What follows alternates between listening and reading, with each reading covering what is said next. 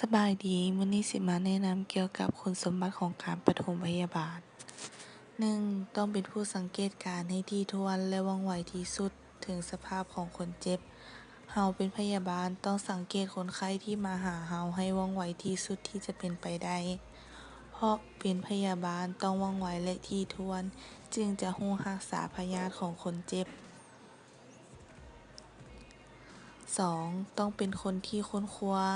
เราต้องค้นคว้าเสาะหาวิธีรักษาคนเจ็บ หาวิธีใดมาปิ้นปัว เราต้องเสาะหาสิ่งใหม่ๆตลอด 3.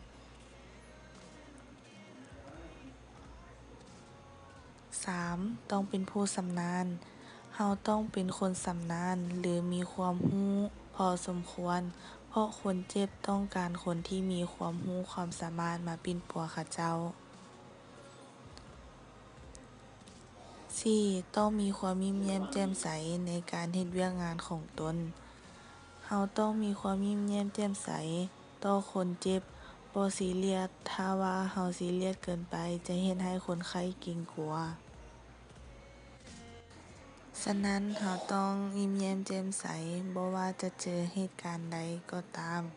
เราต้องยิ้มแย้มแจ่มใสต่อหน้าที่เวียกงานของเราเอง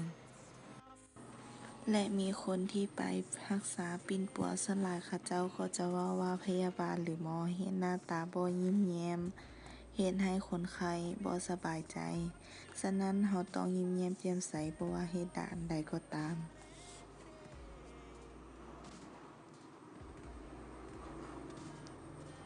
5.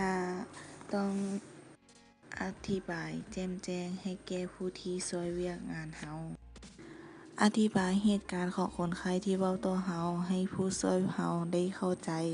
ให้เขาเจ้าช่วยได้ถูกวิธี 6. ต้องเป็นคนอดทนผ่านนานาประการในเวลาให้การปิ้นปัวอยู่ เราต้องเป็นคนขยันอดทน เป็นพยาบาลนั้นเวียกงานยาก ต้องใช้ความอดทนสูงด้วยความเนื้อหาปิ้นปัวค่อนข้างยาก 7. ต้องตัดสินใจปิ้นปัวคนเจ็บด้วยความปลอดภัยของเขาเจ้า